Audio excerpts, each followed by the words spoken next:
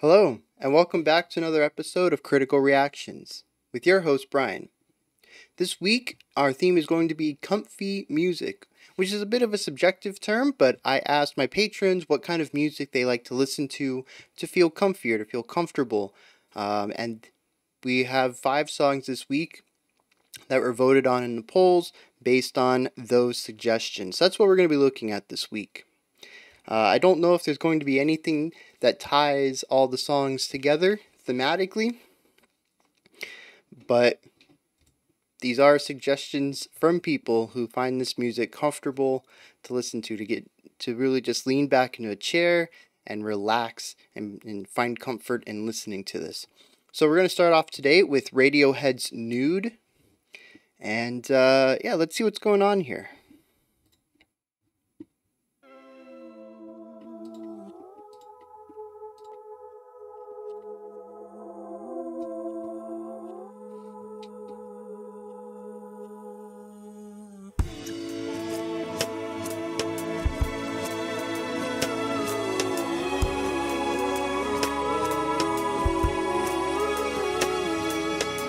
Interesting sound. It's a bit anemic, but I think a lot of that's from compression. It's really narrowing the sound a bit.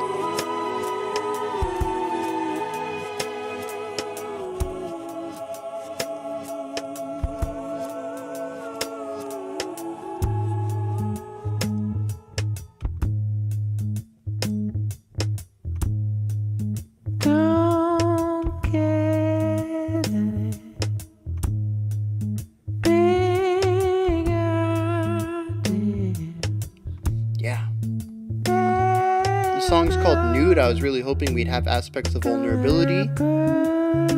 This right here, simple drum and bass with a nice, airy, withheld vocal line.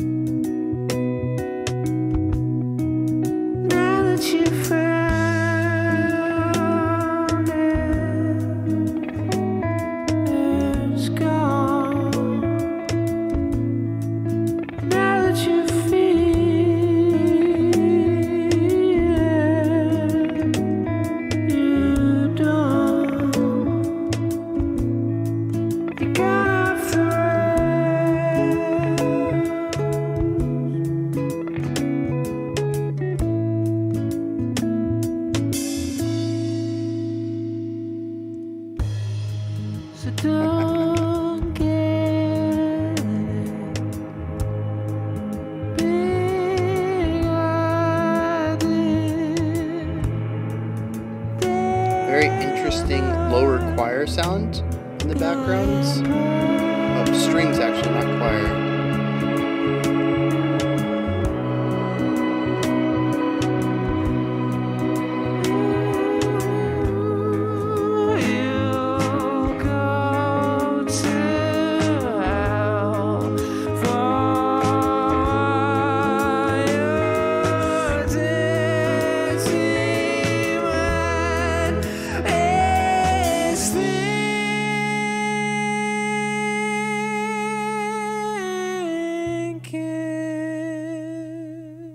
Very nice vibrato and breath control there.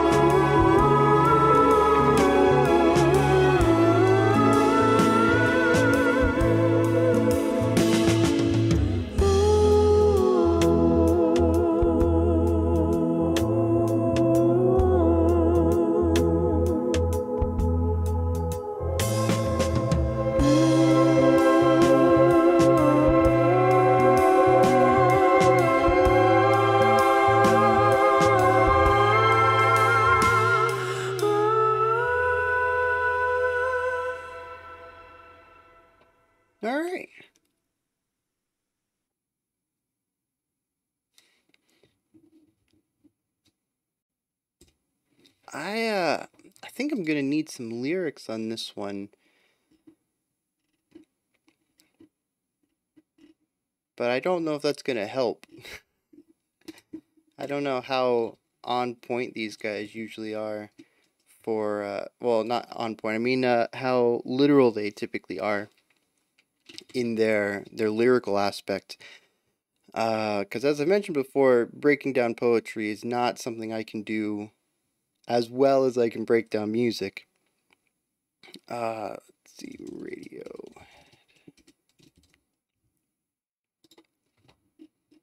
Oh, there's actually not a lot going on here. So I'm going to save that for a second. Um, so without the lyrics, we're just going to get into some of the musical ideas I heard, and comparing that with the song title, Nude, and even some of the elements in the music video, which I think worked well in sort of this idea of being nude, being naked, and sort of the vulnerability that comes with that. So, there's some really cool things going on musically. It's a very sparse track. It's the beginning and actually even the choir bit are very compressed. And the beginning makes sort of sense. We've listened to a lot of songs that start out compressed. It's a good way to sort of introduce, a main riff without having the volume and intensity of it yet. It's sort of another tool to have like a fade in. You can fade into your idea. Another way that we're seeing a lot prominently today is start it compressed, and then either open the compression up, or at the downbeat of the beginning of the repetition, you take the compression off and you get your full sound out of it. So honestly, I kind of thought that's what was going to happen here. We're going to have this compressed opening that, opened up into a full bodied track somewhere down the line. And it did. It was just much further down the line than I expected. And also, the full bodied aspect is not quite as large as I was expecting. It was the widest that the song was, or the widest point of the song, but it still was not sort of that cathartic release of tension that withholding that width would normally lead to. It was actually a little bit of a subversion of that idea. But we start off with this super compressed opening, and then that leads way into a very sparse beginning of a song, the verse part, where we have just a very simple drum section, a drum pattern, a bass, and a vocalist who's very withheld, very restrained, utilizing a rather quiet head voice and really getting some of that airiness and vulnerability injected into the vocal projection and the way the vocals are delivered. It all comes across as extremely intimate, which again works well with this concept of nudity. It's at least in the modern world, tends to be a moment of vulnerability, and that vulnerability comes also with intimacy. I was going to get on a huge tangent about that. Those are definitely cultural ideas, though. Those ideas of vulnerability and intimacy do not need to be paired with nudity, but they are. So I just want to put that stipulation out there without derailing this whole conversation to get into that tangent. I do think it's interesting. We stay within this idea for quite some time. There's a guitar that comes in as well. And it really isn't until the last minute of the track when we see the biggest change, though, which is the choir coming in. Well, I thought it was the choir. The strings come in, though. But they come in very compressed, just like the song started. And that compression gives it this narrow sound. It's not as big or as wide or as epic of a sound as it should be. And by should, I mean traditionally what we would do. We normally bring in strings or brass or choirs to widen out a song, and it does. It fills in a lot of the spaces that the rest of the sparse instrumentation is leaving, but it is not the larger than life sound that really I think most people tend to attribute to uh, this type of use of a string section. We usually use these wide chords with the string instruments to create, this larger than life atmosphere to the music, the rock music that's going on within it. And that's not really what happens here. It is a big moment, but it is not larger than life. I don't really have a word to describe the emotion that the strings bring to that final section. But I can tell you what it's not, and it's not larger than life. It is, I don't know, maybe moments of relief and empathy in a sort, but not epic. Which, like I said, is typically what we would associate with that sound. All right, so moving on to the lyrics. The chorus says, "Don't get any big ideas; they're not going to happen." That's the whole chorus. So that's interesting. Verse 1 says, "You paint yourself white and fill up with noise, but there'll be something missing." And verse 2 says, "Now that you found it, it's gone. Now that you feel it, you don't. You've gone off the rails." These lyrics are nothing what I expected. um, it is interesting, though, because being that the song is called Nude, I kind of expected it to be about, vulnerability and intimacy and sort of some of these ideas that are showing up in the music as well that line up with the song title. But I wonder if it isn't necessarily about vulnerability in that sense, but more about vulnerability about who you are. The idea of wearing a social mask and revealing one's face rather than revealing one's body, and sort of the discomfort that comes from that. Because it says you paint yourself white and fill it with noise, but there'll be something missing.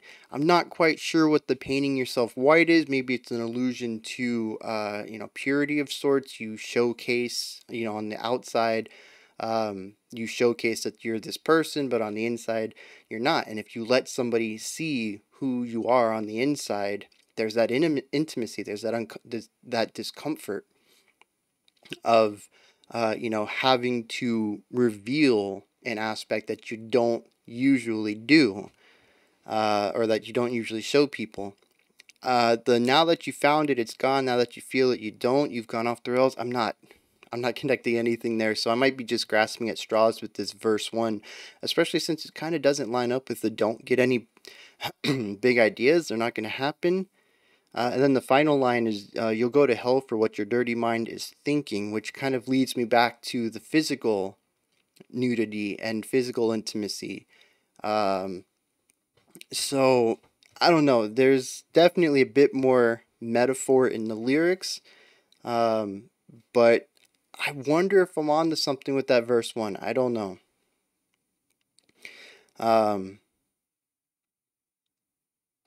But, this is Radiohead, and the last couple of times we've looked at them, I've always praised them for being multifaceted in connecting their themes, musical themes, with their lyrical ones. And I wonder if the lyrics aren't just about discomfort in many aspects. Maybe verse 1 is about discomfort in revealing your true personality, your true self. And maybe verse 2 and the chorus are about, being uncomfortable or being more intimate in other aspects of life. But the interesting thing is, aside from some of the production elements, well, actually, the composition does show this in the verse with the sparse arrangement. But by the time we get to the end, where we have the strings come in, and we have the vocalizations, I think, were going on. We got the guitar, the bass, the drums. it's not really a sparse element anymore. And lining up with this idea of revealing oneself in one manner or another and the discomfort that comes with that, I wonder if that sort of, I mentioned there was a bit of relief there in the end when the strings come in. And I wonder if that isn't the moment that you reveal yourself and it's possible you're accepted. There's also that there's something about the vocalizations there as well. He wasn't singing words, it was like oohs and ahs or something like that. But it seemed to be more comfortable in a sense. Um, it was more powerful, I would say. There was more command over the vocals at that point. It was still, higher pitched, airy, um, a head voice, but but I feel like he had a little bit more power to it. It wasn't what's the word I'm looking for? It's breath support maybe, or volume, or presence, vocal presence. Um, and I wonder if maybe that outro kind of has something to do with that, of not feeling the discomfort of what the rest of the song was showing musically. There's discomfort, there was sparseness, there's vulnerability, and by the end there's actually a little bit of relief in the musical tones and some of the themes they're exploring. But that does not line up at all with the outro chorus uh, words, the lyrics. Don't get any big ideas, they're not going to happen, and you'll go to hell for what your dirty mind is thinking. So there's some dissonance there. Those are not tying together too well for me. So I think this is going to be the first Radiohead song that I don't feel too strong on my analysis. Even with Paranoid Android, I left the video a bit confused about what was going on, but as many people commented, I had actually, drifted into some of the topics that the song was actually about. I was pretty close to understanding it. I was just, really missing that core thesis. And Burn the Witch, I think I was pretty spot on with, but it was also a much more straightforward track. This one is, it's more amorphous. It's more metaphorical. Even the music itself is just extremely sparse to where it's open to a lot of interpretation. And I think my interpretation, what I heard and how I attribute the music and the emotions that they're making me feel and explore, I think I might be off from the intentional emotions and themes put into the song. But that is my analysis, and I think that's where I'm going to have to leave it. It is a rather sparse song. There's not a lot to talk about musically. It's more about the exploration of the themes themselves. And I think I touched on all of that, including what I thought the song was. Yeah, I'm going to wrap it up here. As usual with some of these uh, videos where I walk away a little unsure about my analysis, I am open for comments. Let me know if you have a different take on the song, if maybe you've seen some, what are they called, interviews, where maybe the band has explained the song or gave some insight into possibly what it's about, what they were trying to do with it. I am open to have some conversations and discussions, and be educated on this track, because I don't think I got it. So yeah, leave comments. Also, if you enjoyed it or anything like that, typical comment stuff, go ahead and drop those. Above the comment section is a description box, and in there is a link for Linktree, which will take you to a menu with everything related to the channel. You can access my Twitter, Discord, Patreon. You can submit a special selection. You can email me. There's a bunch of stuff in there. Go ahead and check that out. Above the description box, like, subscribe, and ring the bell. I greatly appreciate all three. We got one more video coming out in about 10 minutes. It'll be our special selection for the day. Otherwise, I'll be back tomorrow at 5 p.m. Eastern Standard Time, 9 p.m. UTC. We'll be looking at more comfy music and some more special selections. All right, until next time, remember to be critical but not cynical of the music you listen to, and have a fantastic morning, afternoon, or evening whenever you choose to watch my videos.